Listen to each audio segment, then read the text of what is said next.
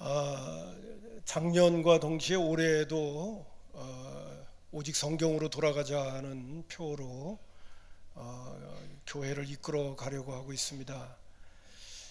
성경 일독반이 주일날 아침 10시 10분부터 아마 10시 50분까지 일독반이 진행이 되고 있습니다. 근데 올해는 가장 인원이 저조하대요. 그래서 광고를 또 한번 부탁을 드리던데요. 조금 더 많은 분들이 좀 참여해서 올해도 성경 일독할 수 있는 그런 기회가 됐으면 좋겠고요. 올해는 성경 일독을 하는 분들에게는 교회 이름이 새겨져 있는 성경을 한 권씩 선물로 드리도록 그렇게 하겠습니다. 사무총회 때 선물로 드리도록 할 테니까요. 가만히 그 통계조사 가운데 보니까요, 신앙생활을 수십 년 했는데도 아직도 성경 일독하지 못한 사람들이 너무너무 많아요. 그분들의 한결같은 말이 있어요. 나는 왜 이렇게 믿음이 안 들어가? 그분들의 한결같은 이야기입니다. 성경은 읽지 않으면서 또 오랜 세월이 지났음에도 불구하고 성경 일독도 아직도 못하고 있는 그런 분들이 정말 많은 것 같아요. 여러분, 올해는 꼭 우리가 성경으로 돌아가는 또 한 해인데 성경 일독을 꼭 하셔서 교회 이름도 새겨져 있는 성경도 좀 선물로 좀 받으시고요, 상도 좀 받으시고요, 또 믿음도 좀 잘 자랄 수 있는 그러한 기회가 됐으면 참 좋겠습니다. 할렐루야. 우리 옆에 있는 분한테 또 이야기합시다. 성경 일독 꼭 합시다 하겠습니다. 성경 일독 꼭 좀 했으면 좋겠고요. 주보 안에도 나가고 있잖아요. 매일 성경 본문이 나가고요. 그리고 매일 성경 3장씩 주일날 5장 이렇게 하면 1년이면 일독을 하게 되어집니다. 지난주까지 창세기가 끝났어요. 그리고 이제 출애굽기가 성경 통독으로 이제 나아가고 있습니다. 벌써 창세기가 끝났습니다. 여러분 부지런히 이제 출애굽기도 하루에 3장씩 꼭 성실하게 읽어가면 올해 꼭 성경 일독할 수 있다는 것을 여러분 기억하시고, 그런 도전이 좀 여러분에게 좀 되시라고 매일 성경 본문에서 주일낮 설교 말씀을 본문도 찾지만은 또 성경 통독하는 가운데 주어지는 본문 말씀 가운데서도 주일날 설교 말씀으로 여러분들과 좀 나누려고 생각하고 있습니다. 지난 주까지 창세기를 보면서 창세기에서 주시는 말씀 가운데 어떤 말씀을 좀 우리 믿음의 식구들과 함께 나누면 좋을까 하다가 창세기 39장에 보면 그 요셉의 생애가 나옵니다. 형통한 사람 요셉. 여러분 형통한 거 다 좋아하시죠? 우리 학생들도 형통한 거 좋아하죠? 형통. 전 형통하는 거를 참 좋아합니다. 뭐 좀 좋아하냐고 물어봤더니 반응이 없어요. 나는 형통 안 해도 돼요. 뭐 이렇게 막 그러시는 것 같기도 하고요. 자, 우리가 형통한 자가 된다는 것은 참 놀라운 축복이고 은혜가 아닐 수 없어요. 근데 구약의 인물 가운데 요셉을 생각하면 요셉은 정말 형통한 사람이었습니다. 우리 모두도 형통한 자의 삶을 어떻게 하면 살아갈 수 있을까? 또 형통한 삶을 어떻게 누릴 수 있을까 하는 말씀을 요셉의 생애를 통해서, 요셉의 인물됨을 통해서 우리 믿음의 식구들과 좀 나누려고 하고 있어요. 먼저 생각해 보아야 될 부분이 뭐냐면요, 형통이라는 단어의 뜻입니다. 형통이라고 하는 것을 국어 사전에서 찾아보니까 모든 일이 뜻과 같이 잘 되는 것, 이렇게 표현이 되어 있어요. 모든 일이 내가 원하는 뜻대로 잘 이루어지는 것을 형통이라고 말한다는 거예요. 그러나 성경에서 말하는 형통은 그 의미가 좀 달라요. 여러분, 우리 모두는요 부패하고 타락한 존재들이에요. 그리고 우리가 예수를 믿지 않으면 내가 주인이지만은 예수 믿는 그리스도인들은 내가 주인이 아니에요. 내가 원하는 뜻대로 뭐가 다 이루어지는 것을 형통이라고 얘기한다면 우리는 하나님 앞에 영광 돌릴 수 있는 부분에 문제가 많이 생겨요. 왜? 우리는 이기주의적이고 자기중심성이 강한 존재이기 때문에 하나님을 위해서 살려고 하지 않아요. 하나님의 영광을 돌리는 것보다도 내가 영광을 받고 싶어 하는 게 있어요. 내 뜻, 내 생각, 그리고 나를 위하는 부분이 있는데, 내가 원하는 것이 내 뜻대로 이루어진다고 한다면, 하나님이 인간을 만드신 것이 하나님의 영광을 위하여 만들었는데 내 뜻이 이루어진다면 그것은 형통이라고 말하기가 어려운 거예요. 하나님께로부터 더 멀어질 수가 있다는 것이죠. 성경이 말하는 형통을 시브리어 단어로 말해서 뭐라고 하냐면 자라흐라고 표현합니다. 자라흐라고 하는 단어의 뜻은 어떻게 표현되냐면 돌진한다, 전진한다, 번성하다, 진행시키다, 성공하다, 이런 뜻이 있어요. 특별히 중요한 단어가 이 형통이라는 자라흐라고 하는 것은 돌진한다는 거예요. 전진한다는 겁니다. 앞에 때때로는 장애물도 있을 수 있고 또 여러 가지 역경도 있을 수 있고 문제를 만날 수도 있고 답답한 상황이 벌어질 수도 있어요. 그거를 극복해 가는 걸 이야기하는 거예요. 그래서 내 뜻을 이루는 것이 아니라 하나님이 나를 통해서, 하나님께서 영광 받으시고 하나님의 뜻이 나를 통해서 성취되어지는 것, 그것을 형통이라고 이야기합니다. 이 형통이라고 하는 거에는요, 편안한 것만 있고 내가 생각하는 대로 뭐가 다 이루어진다는 것이 아니라 거기에는 때때로 역경도 있을 수 있고 문제도 있을 수 있고 그리고 어려움도 찾아올 수 있고 장애물도 주어질 수 있어요. 근데 그것을 능히 다 극복하고 하나님께서 나를 통하여 하시고자 원하시는 뜻을 하나님이 성취시켜 주시는 것, 그런 삶을 누리는 것을, 그것을 형통이라고 말을 합니다. 그래서 요셉은 그 형통한 삶을 살게 되어지는 그 과정 가운데 사실 요셉은 고난이 없었던 것은 아니에요. 우리가 생각할 때는 정말 끔찍하고 어렵고 억울하고 답답한 고난의 삶이 그에게 있었어요. 그러나 그것을 다 돌진했어요.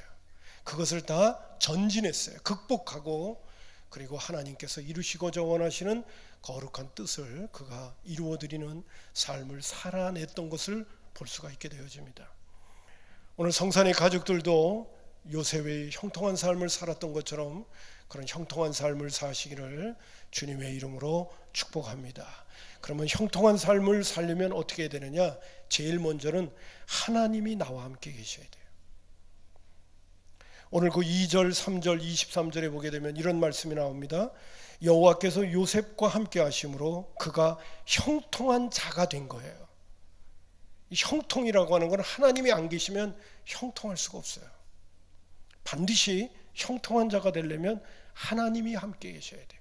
그리고 하나님이 형통한 자가 되게 만들어 주시는 거예요. 2절 다시 한번 봅니다. 여호와께서 요셉과 함께 하심으로 그가 형통한 자가 되어 그의 주인 애굽 사람의 집에 있으니 그의 주인이, 3절이 여호와께서 그와 함께 하심을 보며 또 여호와께서 그의 범사에 형통하게 하심을 보았다 그랬어요. 내가 형통하게 만들어가는 게 아닙니다. 중요한 건 하나님이 그렇게 만들어 주시는 거예요. 내가 쓰임받는 거죠. 23절들 보면 간수장은 그의 손에 맡긴 것을 무엇이든지 살펴보지 아니하였으니 이는 여호와께서 요셉과 함께 하심이라. 여호와께서 그를 범사에 형통하게 하셨죠. 중요한 겁니다. 그렇기 때문에 형통한 자로 살려면 어떻게 됩니까? 하나님이 함께 계셔야 됩니다. 할렐루야. 우리는 참 행복한 사람들이에요. 왜? 예수 믿고 구원받으면 우리 하나님이 우리와 함께 계시니까요. 기본이 되어져 있는 거예요. 그러니까 형통한 사람은 누구에게 적용시키느냐면 예수 믿는 사람들한테 적용시키는 거예요.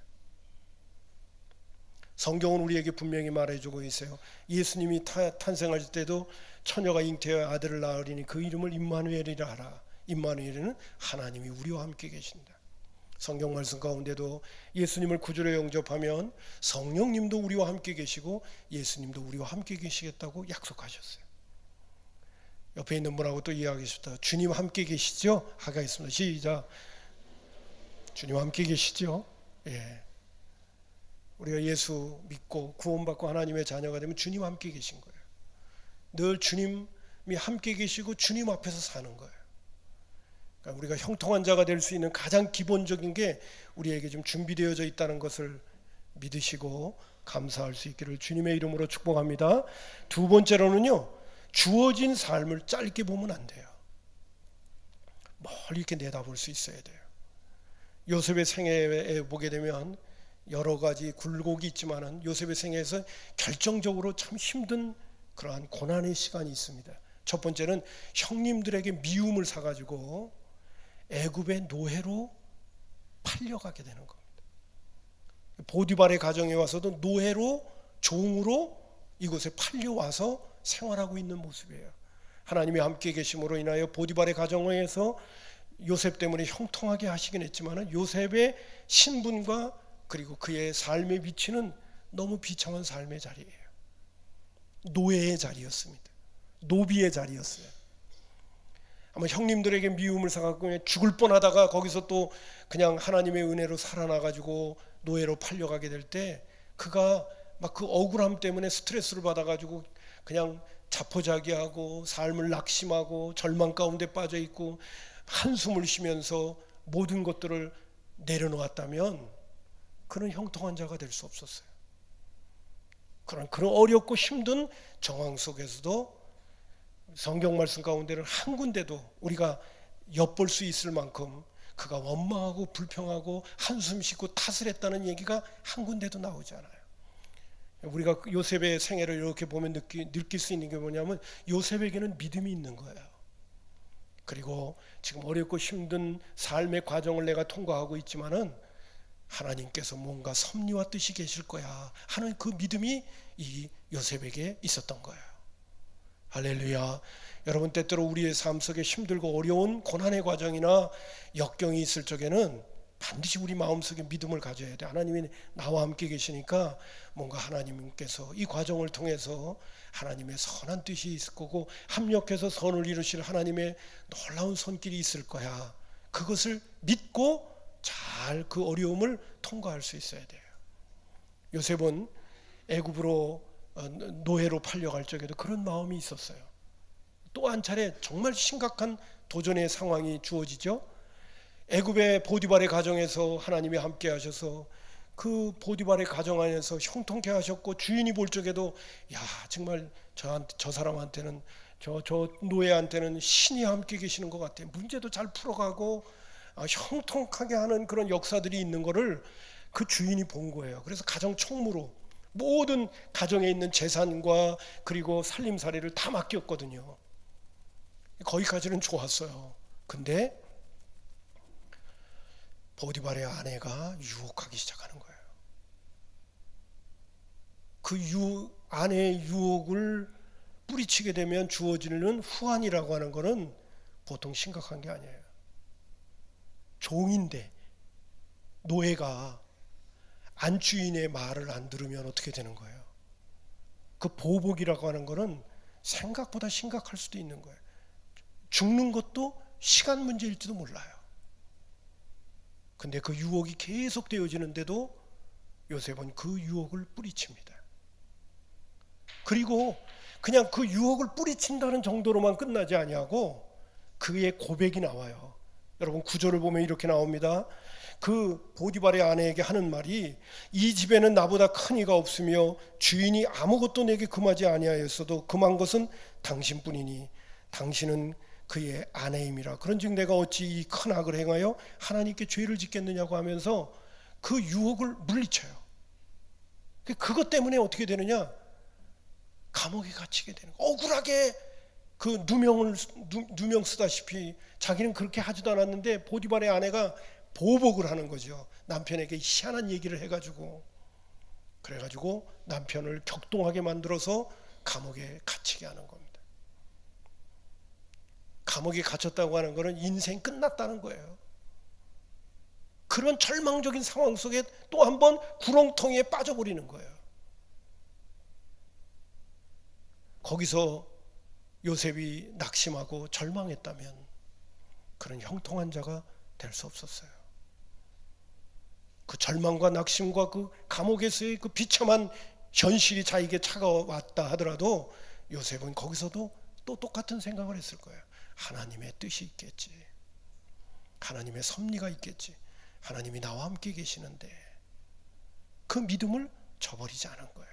거기서도 역시 요셉은 원망, 불평, 한숨, 낙심 이런 것들이 표현되어 있지 않아요. 육신을 가진 존재였음에도 불구하고 그런 부분들이 전혀 표현되어 있지 않습니다. 그의 생애를 전체로 이렇게 우리가 스크래치를 해보면 그는 정말 믿음으로 전진하는 거예요. 돌진하는 거예요. 하나님의 뜻이 있겠지, 하나님의 섭리가 있겠지, 이런 마음을 가지고 믿음으로 나아가는 거예요. 할렐루야. 여러분, 주어진 삶을 짧게 보지 않기를 주님의 이름으로 축복합니다. 우리는 멀리 내다봐야 돼요. 젊은 사람일수록 더 멀리 내다봐야 돼요. 요새 고등학생 대입 때문에 점수가 잘 안 나와서 실망하는 학생들도 있고, 또 원치 않는 이상한 상황이 벌어져 가지고 아주 힘들어하는 학생들도 있는데, 여러분 나이 드신 분들이 젊은 학생들이라든지 청소년들을 보게 되면 정말 부러워요.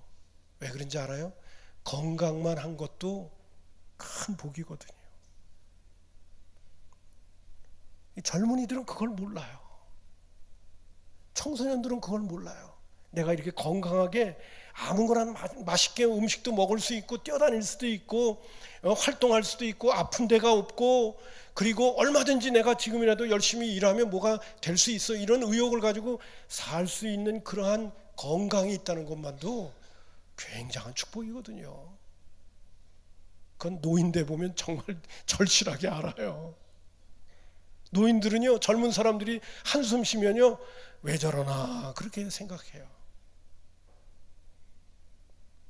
여러분, 주어진 삶을 짧게 보지 않기를 주님의 이름으로 축복합니다. 예수 믿고 구원받고 하나님의 자녀가 되어진 우리는 주님이 함께 계시기 때문에 우리는 인생을 짧게 보면 안 돼요. 멀리 내다봐야 돼요. 뿐만 아니라 예수님이 베드로를 수제자로 부르실 적에도요, 베드로가 예수님을 3번이나 부인하고 십자가 못 박혀 돌아가실 때 저주했던 것만 생각했다면요, 예수님 베드로를 제자로 부르신 거에 대해서 후회했을 거예요. 그러나 예수님은 베드로를 제자로 부를 적에 예수님을 3번이나 부인하고 저주한 것만 바라보지 않았어요. 그 너머에 그가 회개하고 돌아와서 정말 주님의 약속의 말씀을 붙들고 오순절 마가의 다락방에서 성령 충만하기 위해 기도하고 성령 충만 받고, 그리고 사람의 말을 듣는 것보다 하나님의 말을 듣는 것이 옳다고 하면서 목숨을 걸고 복음을 전하다가, 우리가 전설에 의하면 예수님은 십자가에서 그냥 똑바로 죽었는데 내가 예수님처럼 그렇게 죽을 수 없다 그래서 거꾸로 매달려 십자가에 못 박혀 죽는 거기까지 우리 주님은 베드로의 삶을 내다보신 거죠. 할렐루야. 인생을 우리 주님도 한 인물을 바라볼 적에도 짧게 보지 않으셔요. 길게 보시는 거예요. 아멘입니다. 지금까지 내가 실패하고 넘어지고 좌절하고 용기를 잃었던 문제들이 있었다면 거기에 마음이 집착하면 안 돼요. 저 앞을 내다보는 거예요. 주님도 오늘 내 시점만 보질 않아요. 저 앞을 보시면서 우리를 좀 이끌어 가시려고 하고 있는 게 있어요. 그렇기 때문에 형통한 자의 삶을 누리고 그렇게 살아가기를 원한다면 주어진 삶을 짧게 보지 않기를 주님의 이름으로 축복합니다. 세 번째로, 아주 오늘 여기 형통한 자의 삶을 살아가는 가장 핵심적인 부분이에요. 그게 뭐냐 하면요, 하나님의 뜻대로 살고 있어야 된다는 거예요. 이게 참 중요해요. 여러분 보세요. 조금 전에도 말씀드렸지만은 보디발의 아내가 유혹을 해요. 정말 이건 힘든 문제예요. 요셉에게 있어서는 그 위치나 그의 신분이나 모든 걸 볼 때. 근데 인간적으로 세상적으로 볼 적에는 그냥 눈 가리고 아웅할 수도 있고요. 예? 남녀가 누웠다가 일어난 자리는 아무도 모른대요. 그게 모르는 자리래요. 그러니까 눈 한번 딱 질끔 감고 보디발의 아내가 유혹할 때 그냥 동침해 버리고 넘어가면서 그냥 자기의 그 위기를 모면할 수도 있거든요. 근데 요셉은 분명하게 얘기합니다. 내가 하나님 앞에서 범죄할 수 없다는 거예요. 하나님은 다 불꽃 같은 눈으로 보고 계신데 내가 어떻게 하나님 앞에서 범죄할 수 있겠습니까? 늘 하나님 앞에서 그는 살고 있었던 거예요. 사람은 속일 수 있을런지 몰라도 나는 하나님은 못 속입니다. 내가 하나님 앞에서 범죄할 수 없다고 하나님의 뜻을 받들어서 보디발의 아내에게 그 말을 하고 옷을 벗어던지고 도망쳤는데 그것이 화근이 되어져 가지고 그는 시위대장 뜰의 감옥에 갇히게 되는 거죠. 하나님의 뜻을 쫓았고 하나님의 말씀에 순종했는데 좋은 일이 있는 게 아니라 엄청난 힘든 문제가 정말 절망에 빠질 수밖에 없는 그런 나락에 빠질 수밖에 없는 시련과 고난의 문제가 하나님의 말씀에 순종했는데 주어진 거예요. 여러분, 저와 여러분 같으면 이렇게 얘기하죠. 하나님 계십니까? 그러고 소리 지를 거죠. 아니 하나님의 뜻대로 살려고 했는데 왜 나한테 이런 일이 일어나는 겁니까? 그리고 막 하나님을 향하여 삿대질도 할 수 있고요. 그리고 하나님이 없다고 생각하고 곁길로 갈 수도 있고 아니면 자기의 인생에 대해서 절망할 수도 있을 수 있어요. 여러분 중요한 부분이 이겁니다. 하나님의 말씀에 순종하고 있는 요셉이에요. 근데요 요셉이 하나님의 말씀에 순종하고 있는 그 순종이 엄청난 어려움이 자기에게 찾아왔지만은 이 감옥이 특별한 감옥이었다는 사실을 아셔야 돼요. 20절에 보니까 오늘 창세기에 있는 오늘 말씀 가운데 20절에 이 감옥을 이렇게 소개하고 있습니다. 20절에 이에 요셉의 주인이 그를 잡아 옥에 가두니 그 옥은 왕의 죄수를 가두는 곳이었더라 그런 거예요. 특별한 감옥이요. 왕의 죄수들, 왕에게 신임을 못 받았다든지 왕에게 문제를 일으켰다든지 왕에게 볼 적에는 이거 못마땅하게 여긴 사람들을 가두는 장소예요. 그 죄수들은 어떤 사람이냐? 나라의 리더들이에요. 탁월한 사람들이에요. 정치, 경제, 사회, 문화에 있어서 나라를 흔들어 놓는 그런 핵심 인물들이요. 그 사람들이 바로 시위대 뜰에 있는 이 감옥에 갇혀 있는 거예요. 근데 거기에 누가 같이 들어가느냐면 요셉이 들어가게 되는 겁니다. 그리고 거기서 자유를 얻게 되고 형통한 자가 되어져서 있다 보니까 자유를 얻으니까요 모든 사람들을 다 만나는 거예요. 모든 사람을 만나면서 그는 거기서 애굽의 총리가 되기 위한 모든 지식을 다 습득하게 되어지는 거예요. 나라를 탁월하게 다스릴 수 있는 모든 시스템과 모든 정보화 그리고 모든 사람들을 다 거기서 섭렵하는 거예요. 여러분 여셉이 바로왕의 꿈을 해석해 줬다는 그 이유 때문에 바로왕이 너 총리가 되라 나라의 둘째 되는 지도자가 되라고 뽑아 놓는다고 해서 무조건 나라를 다스릴 수 있나요? 아니요. 하나님은 총리로 만들기 위해서 그 감옥으로 보낸 거예요. 그리고 준비시키는 거예요. 거기서 모든 것들을 준비해 놓고 그리고 나라를 다스릴 수 있는 모든 탁월한 훈련들과 그리고 지식과 그리고 경험들을 거기서 다 익숙하게 그 몸에 배게 만드는 겁니다. 여러분 요셉이 보디발의 아내의 유혹을 임기응변식으로 인간적으로 세상적으로 넘겼다면 요셉은 하나님께 쓰임받을 수 없었어요. 그리고 하나님이 하시는 그 형통한 일에 그가 동참할 수가 없었어요. 힘들고 어렵지만 결과를 헤아릴 수는 없었지만 그러나 하나님의 말씀에 순종한다는 것이 무엇보다도 중요하다는 걸 알고 순종했더니 생각지도 못한 엄청난 사건이 자기에겐 발생했지만 그것이 바로 하나님이 요셉을 형통케 만들기 위한 아주 결정적인 중요한 시점이었다는 사실이에요. 그가 왕의 죄수들이 갇혀있는 그 감옥에 들어가지 못하면 그는 나라에 돌아가는 것들을 알 수가 없어요. 나라에서 일어나고 있는 모든 정치, 경제, 사회, 문화의 그 모든 중요한 핵심적인 이야기들과 내용들을 그가 습득할 수가 없는 거거든요. 자기가 혼자 마음대로 감옥에 들어가겠다고 들어가지나요? 아마 요셉이 아무리 탁월한 사람이라도 애굽의 총리가 되어져서 14개월 4년 동안 흉년과 풍년이 있을 때 그 모든 것들을 다 적절하게 나라를 다스려갈 수 있었던 그 모든 것들이 준비되는 것이 하나님께 절대적으로 순종할 때 하나님께서 일을 만들어 가셨다는 사실을 믿으셔야 하는 거예요. 할렐루야. 때때로 우리도 하나님의 말씀에 순종하게 될 때 주어지는 결과가 내가 기대하지 않는 어떤 결과들이 나에게 일어난다 하더라도 그것에 마음 뺏기면 안 돼요. 중요한 것은 내가 하나님 앞에서 범죄할 수 없다라고 하는 그러한 각오와 결단을 가지고 하나님은 오늘도 전능한 분이니까 제가 오늘 여러분에게 드리고 싶은 늘 인용했던 말씀 에레미야 33장 2절에 있는 말씀 가운데 에레미야 선지자를 통해서 이렇게 말씀하시죠. 이를 행하는 여호와 그것을 만들며 성취하는 여호와 그의 이름을 여호와라 하는 이가 이와 같이 이르시도다 이렇게 얘기하는데 요거를 현대어 성경으로 번역하면 이렇게 나옵니다. 나는 온 세계를 창조한 주인이다.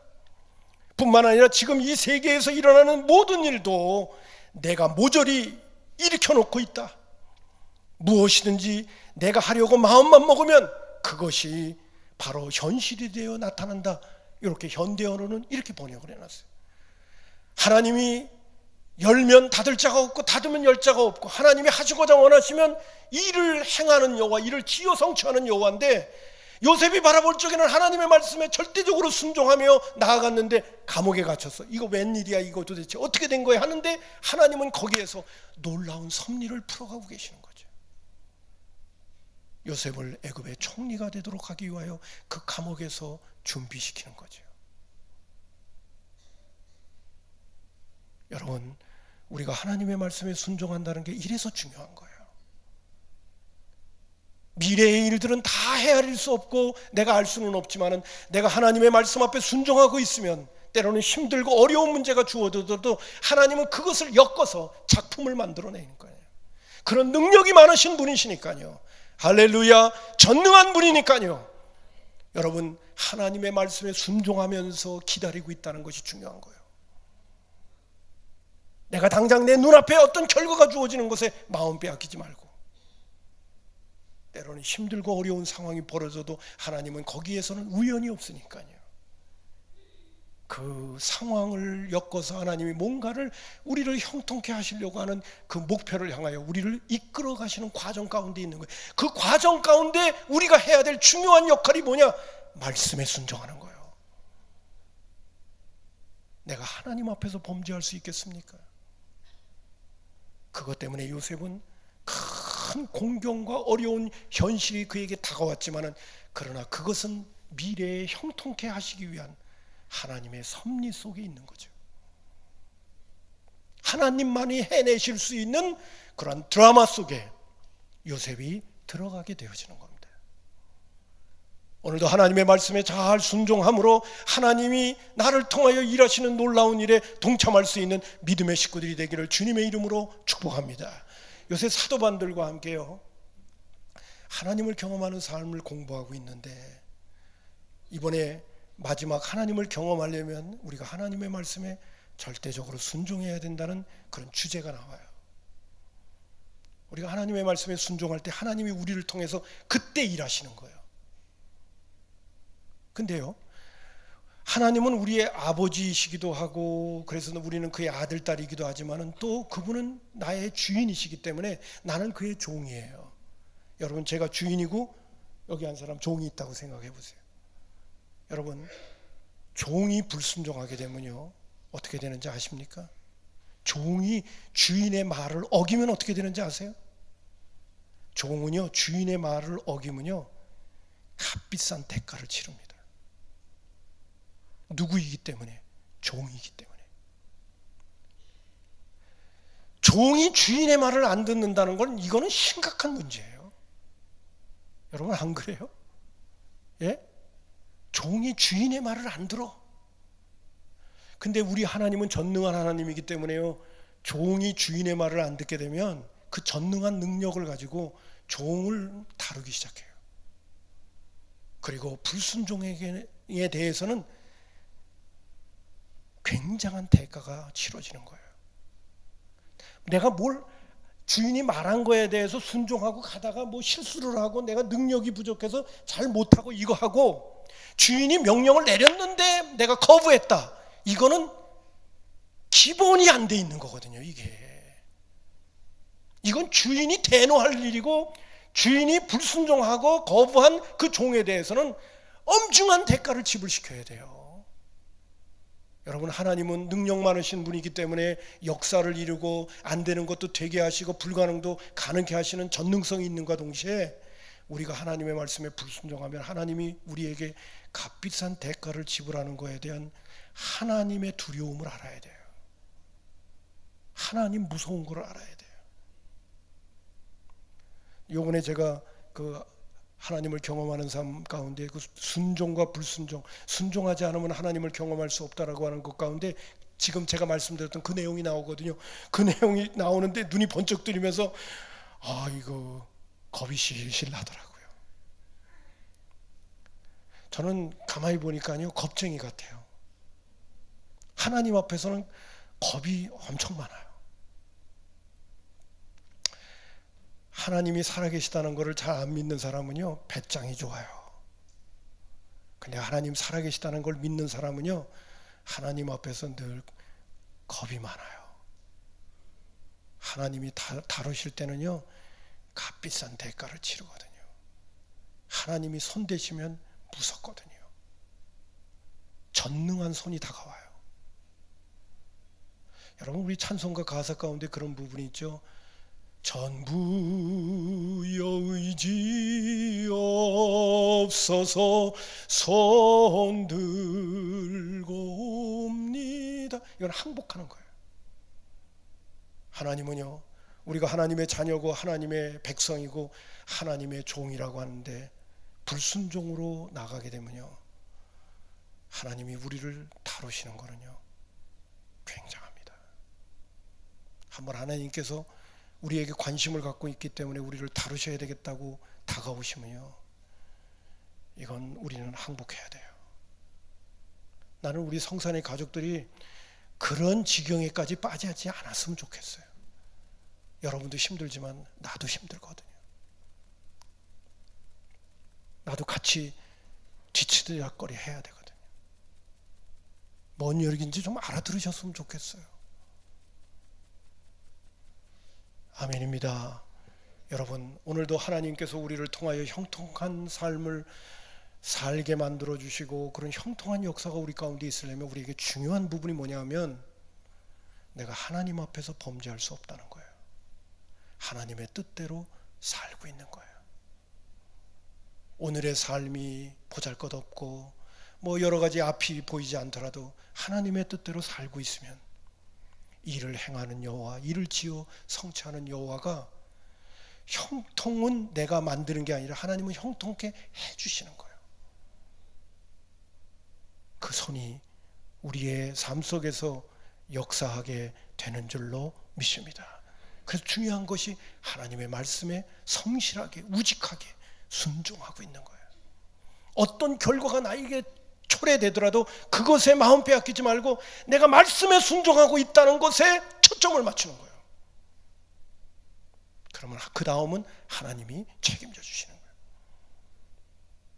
이런 은혜에 눈뜨고 이런 믿음을 가지고 주님을 섬길 수 있기를 주님의 이름으로 축복합니다. 2016년도가 그런 해가 됐으면 좋겠어요. 그리고 하나님께 대한, 하나님의 말씀에 순종하고 있으면서 하나님께 대한 기대를 가질 수 있었으면 좋겠어요. 내가 하나님의 뜻대로 살고 하나님의 말씀대로 순종하려고 하고 있기 때문에 하나님께서 내 앞길에 하나님께서 역사하시고 일하시고 영광 받으시기를 원하시는 그 일에 내가 동참하기를 원한다 하는 그런 마음으로 한 발자국 한 발자국 가는 거예요. 그리고 하나님의 말씀에 순종하고 있을 때 하나님이 일하시게 되는 줄로 믿습니다. 여러분, 그리고 하나님이요, 하나님이 살아계심을 그 순종을 통해서 보여주실 적에는 인간이 해낼 수 있는 역사를 이루는 게 아니에요. 그렇다면 하나님이 하셨다고 말하지 않거든요. 하나님이 살아계심을 우리에게 보여주고 하나님을 경험하고 다른 사람들도 하나님을 경험하게 되어지는 역사가 나타나는 것은 하나님만이 해낼 수 있는 일을 하나님이 하시는 거예요. 그래서 하나님을 경험하는 거예요. 사람이 다 해낼 수 있는 일이라면 하나님을 경험한다는 표현을 쓰지 않죠. 그건 인간이 하면 되니까. 근데 하나님을 경험하게 되는 것은 하나님만이, 그 전능한 하나님만이 이루실 수 있는 그 역사를 나도 보게 하고 내 주변에 있는 사람들도 보게 만드시는 거예요. 그게 바로 형통한 사람인 줄로 믿습니다. 우리가 그런 사람이 되어야 돼요. 오늘 핵심이 그 부분입니다. 그리고 마지막 한 말씀 더 드린다면, 감옥에서 모든 나라의 일들을 다 섭렵하고 배우고 있는 과정 가운데 술 맡은 관원장과 떡 굽는 관원장이 왕에게 범죄를 해가지고 이 감옥에 들어오게 된 거예요. 왕의 죄수로. 근데 시위대장이 이 두 사람을 이 요셉에게 붙여준 거예요. 잘 섬기라고 붙여줬어. 근데 떡 굽는 관원장과 술 맡은 관원장이 동시에 꿈을 꿨네. 근데 이게 뭔지 모르는 거야. 요셉이 그 꿈을 듣고 그리고 해석을 해줬어요. 해석해준 그대로 술 맡은 관원장은 복직을 하고 떡 굽는 관원장은 3일 만에 목배임을 받아 죽게 되는 거예요. 그러면서 술 맡은 관원장에게 요셉이 이야기합니다. 내가 이 감옥에 들어온 건 정말 억울한 일이었습니다. 나를 기억해달라고 이야기합니다. 그랬는데 술 맡은 관원장이 그 꿈 해석을 받고 신나가지고 복직을 하면서 요셉의 이야기와 요셉이 도와줬던 그 이야기를 까마득하게 잊어버리는 거예요. 그러니까 여러분, 우리나라 말로 표현해서 화장실 들어갈 때 마음하고 나올 때 마음이 달라져 버린 거예요. 그리고 나서 얼마의 시간이 지났냐면 2년이라고 하는 세월이 지나는 거예요. 여러분, 거기 설교 교환 안에는 그렇게 잘못 좀 표기되었는데요. 40장 23절과 41장 1절에 보면 술 맡은 관원장이 요셉을 기억하지 못하고 그를 잊었더라. 만 2년 후에 이제 하나님이 일하시는 거예요. 바로가 꿈을 꾼즉 자기가 나일 강가에 서 있더라 하면서 꿈꾼 이야기가 시작되는 거예요. 여러분, 최소한 요셉이 총리로 등용하기 위해서 그는 또 2년이라고 하는 세월을 보내야 했다는 겁니다. 제가 드리려고 하는 말씀은 이거예요. 오늘 우리가 하나님의 말씀에 순종하며 주님만 바라보고 믿음을 지키면서 나아가게 될 때 우리에게 뭐가 필요하느냐? 하나님의 때를 기다리는 인내가 필요하다는 거예요. 그리고 성실하게 주님의 말씀에 순종하면서 그 말씀에 순종함으로 인하여 주어지는 결과가 어떻게 전개된 거는 다 주님께 맡기고 믿음을 가지고 인내하며 때를 기다리며 나아가게 되면 하나님이 하시는 놀라운 일들이 진행되게 된다는 거예요. 여러분, 우리 성산의 가족들, 그러한 형통한 삶의 원리를 요셉의 생애 속에서 우리에게 주고 있어요. 그 삶을 잘 본받아 쫓아가면 우리의 삶 속에서도 주님이 기본적으로 우리와 함께 계시니까 하나님께서 우리를 통하여 역사하시고 일하시는 놀라운 일들이 전개될 줄로 믿습니다. 그 믿음을 가지고 나아가는 거예요. 2016년도는 그런 형통한 삶을 살기를 주님의 이름으로 축복합니다. 기도하겠습니다.